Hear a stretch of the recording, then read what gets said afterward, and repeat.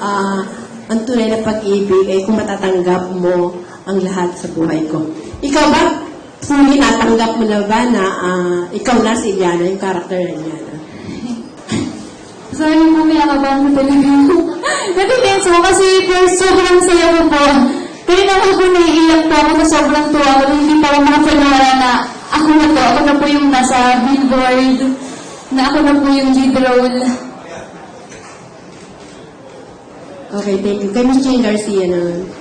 And thank you po. Tita Linda naman, pinayak mo si Kim. Hi, tita. June. Yes po. Ito naman, may Hindi sakpan po.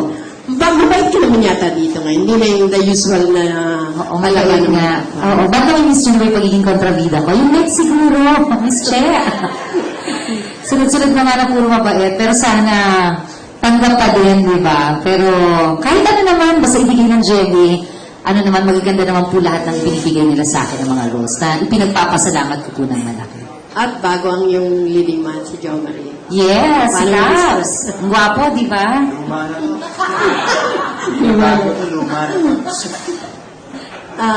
Paano mo i-describe ang bago mong leading man yun? Ito si Caps. Nakasama ko siya sa kabilang istasyon, di ba? No, Caps, yun yung huli namin. Isang beses lang, tapos ngayon na ulit. So, very excited talaga. Actually, nalaman kong si Jo Marie, wow! At last, after so many years, magkakatrabaho kami ulit. And magaling na aktor ito kaya nakakatuwa. Happy ako na kaming dalawa magkasama. Hinog na ba si Kim para ma-launch sa isang sarili niyang teleserye? Oo naman, actually, kanina pinag-uusapan nga namin ni Joe sa pinanonood natin yung AVP, di ba? Na meron yung bata at saka very telegenic. Tapos magaling siya umaga, nakita naman natin. So nararamdaman mo siya. So ako, malaki po ang tiwala ko at na malaki ang potential nitong batang ito. Salamat po. Si Direk, nag-deliver ba si Kim sa kanyang first starring role? Sa 1 month na nagtatrabaho na kami, yes, nakapag-deliver naman siya. And so far, nagagampanan niya yung role niya ng tama. And lahat ng mga emotional scenes niya, nagagawa rin niya. And especially, hindi madali kasi yung pag-arte na kasama mo yung tunay na ahas.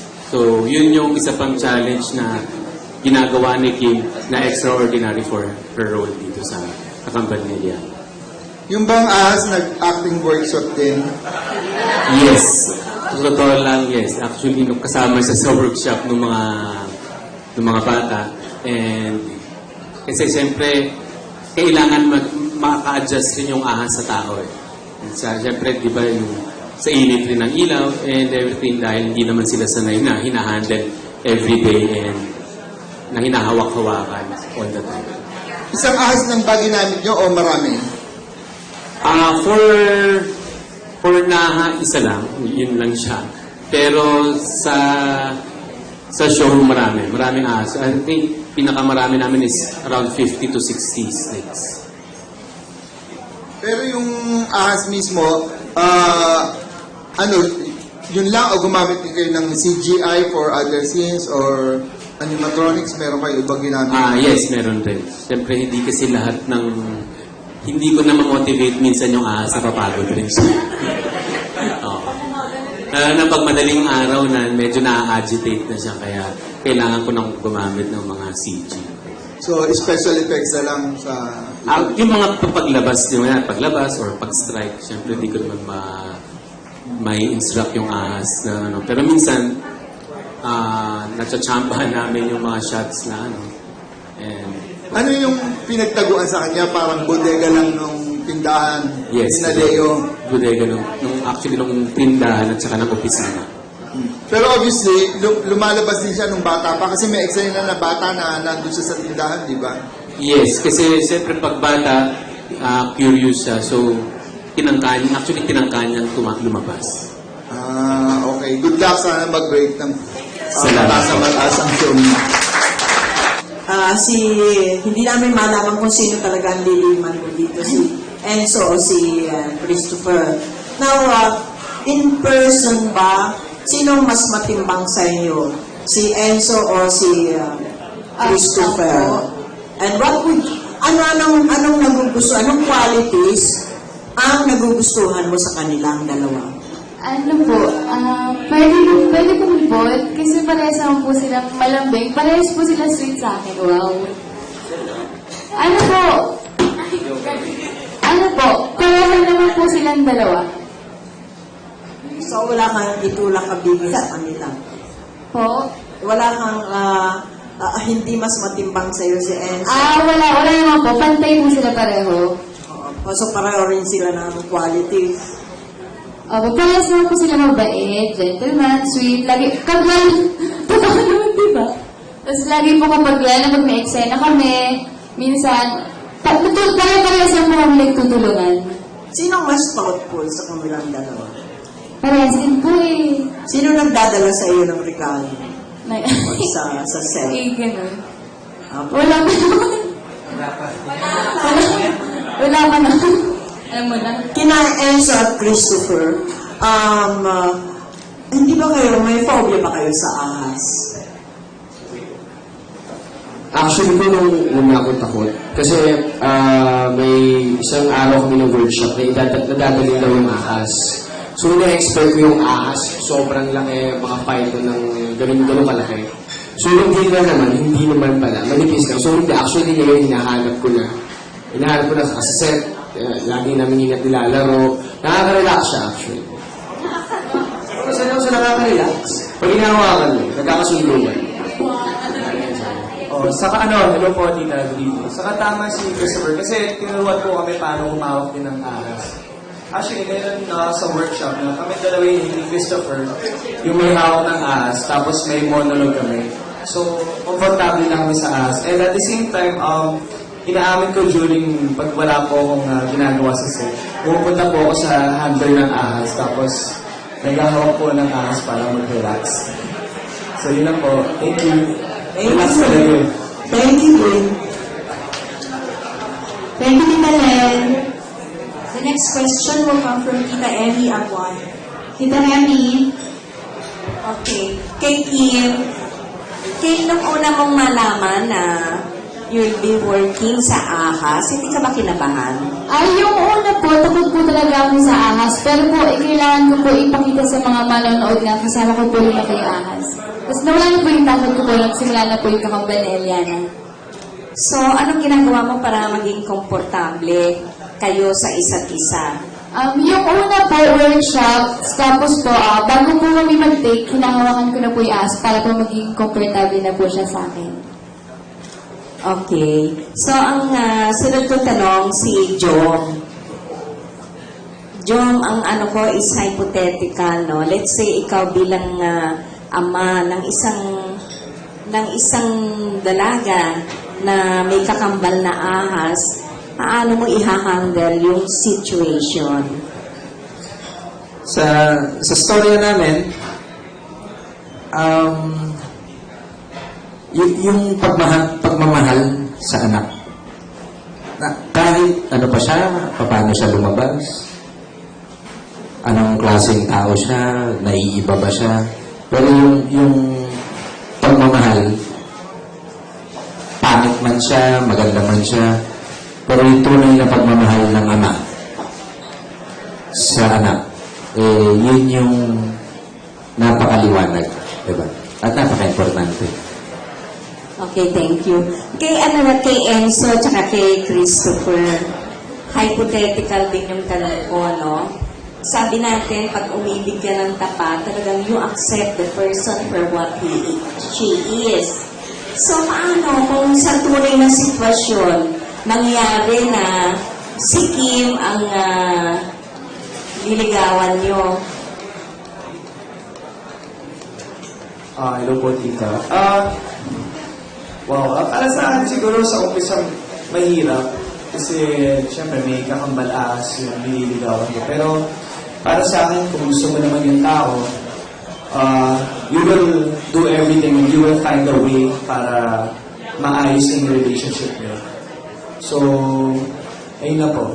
Kasi kung nagmamahal ka naman talaga, tatanggapin mo talaga yung tao kung sino siya, kung ano yung mga flaws niya, dahil doon mo nalaman kung mahal mo talaga yung tao, kung tanggap mo yung mga flaws niya. So, ayun lang po. Para sa akin, kung if ever na nagkataon na ganun yung minahal kong tao, syempre gagawin kong lahat para maging masaya siya. Ngayon po, siguro at first, syempre matatakot, sino ba hindi, di ba?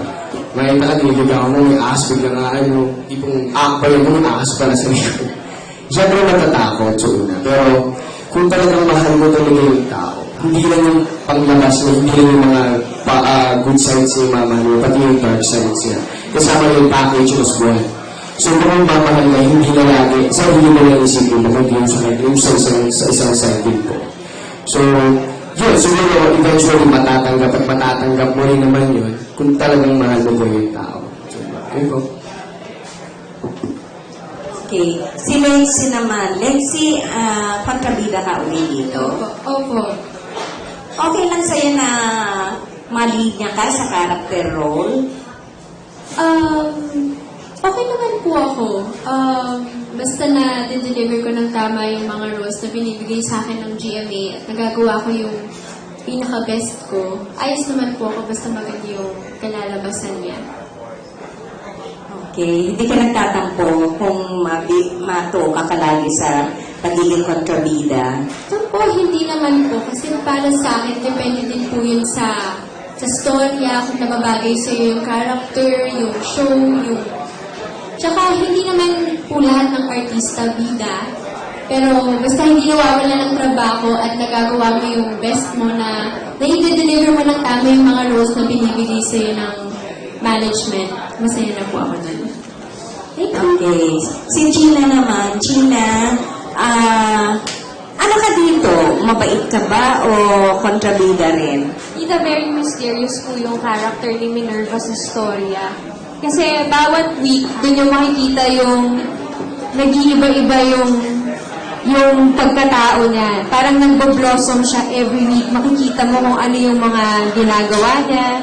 Very mysterious, very manipulative na character. So, kung gusto makikita mo parang medyo nasa masamang side. Pero ang maganda po sa binigay nilang character sa akin ngayon is the fact na very manipulative, very mysterious. Ang sarap po niyang paglaruan actually kasi parang kakaibang atake naman yung ginagawa namin para kay Minerva, yung character. Okay, thank you. Ganito, Emmy.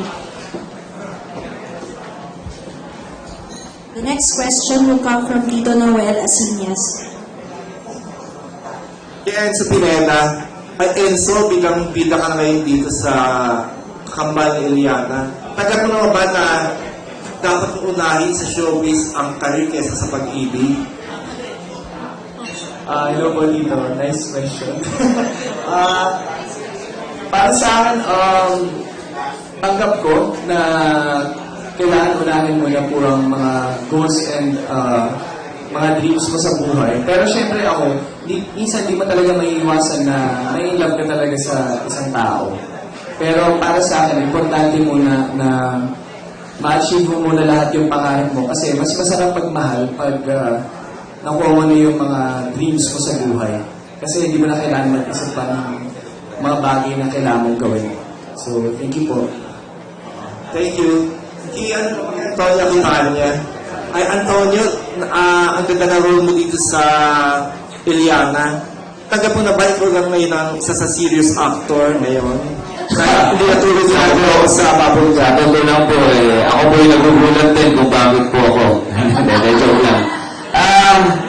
Sa totoo lang yan, nagpapasalamat ako na nabibigyan akong chance na maging seryoso sa mga shows na napapansin ako. Maraming salamat po sa inyo. At pagkatapos, nakawala ako dun sa comfort zone ko sa Babulga, puro comedy.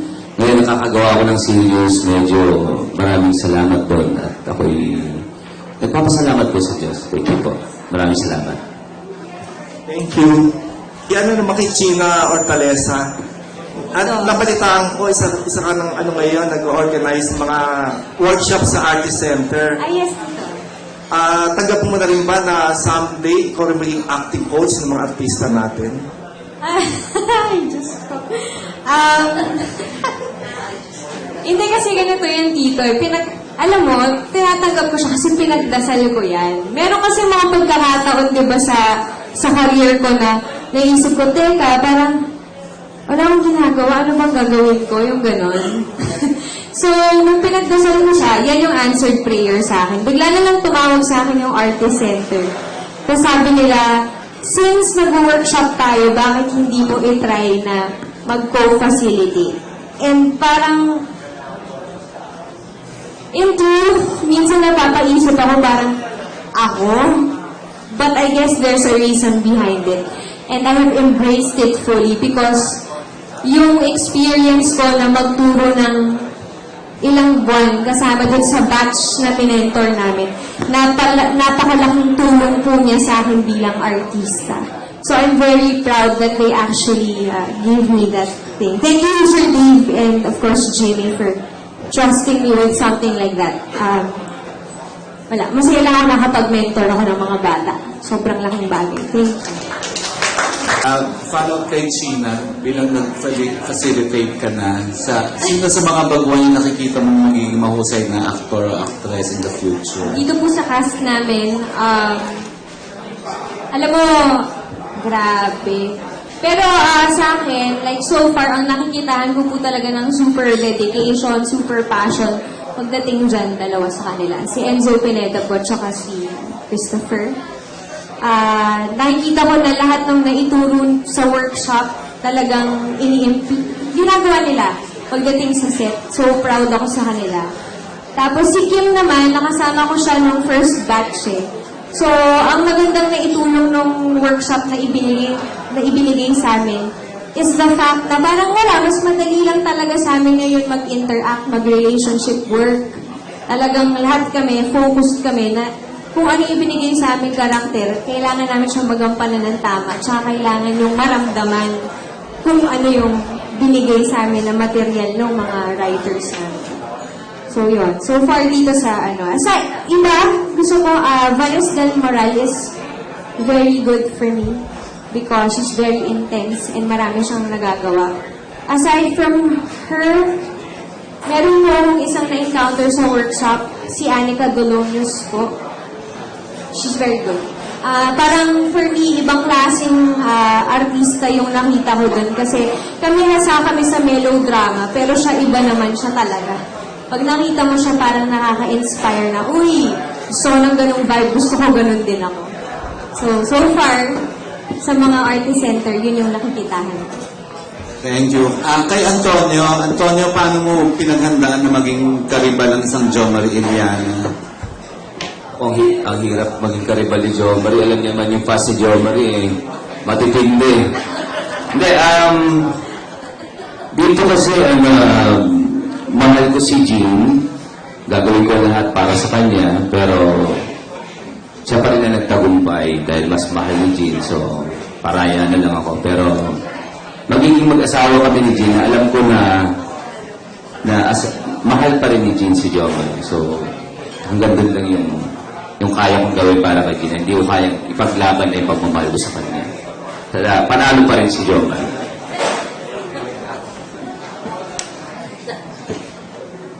Thank you, Romel. Next question po will come from Miss Emmy Abuan. Kay Gina, hindi ka ba nangangarap na balang araw you would like to be a director and you would like to be another Gina Alahar in the making? Pwede naman po yan. Basta ang alam ko, Tita Emmy, nahanap ko na talaga yung lugar ko sa mundo, which is yung industry na to. So, kung ano ang pwede kong pasukin hanggang pagtanda ko, hanggang pagkamatay ko dito na. So, kung gusto kong gumawa ng kwento, kung mapagbibigyan ako ng pagkakataon na makapag-submit ng script kila Sir Roy, alam mo yun, o kaya makapag-direct, o kaya makapag-mentor, gagawin ko yan kasi mahal ko na yung industriya na kinalalagyan ko. So, everything is possible, everything is open. Ako, I'll do it for my passion, kung ano man